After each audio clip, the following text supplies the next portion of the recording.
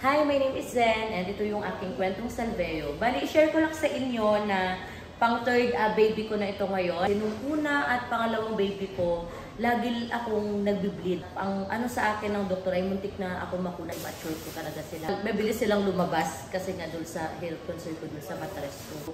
And yun, napansin ko lang ngayon, yung ngayong pagbubuntis ko, sobrang parang ano mo yun, yung smooth. Parang feeling ko tuloy, first time kong nagbuntis, parang feeling ko tuloy ngayon ko palang ini-enjoy yung pagbubuntis. So, walang pain and yun nga, meron din akong bagong love ngayon. Nagpalaba ko sa dugo, sa ihi and ito lang yung pagbubuntis ko na wala akong infection. Siguro sa laki na din ng tulong ni SBG kasi tuloy-tuloy ko siyang iniinom. And yun nga, para sa kaalaman ng lahat, safe po si SBG sa mga buntis. Lalo na po ako, hindi po ako mahilig sa mga synthetic na gamot.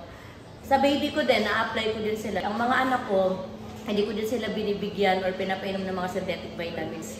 Salveo lang. Laging SBG lang talaga kami buong pamilya ko. So, yun lang. Thank you, SBG.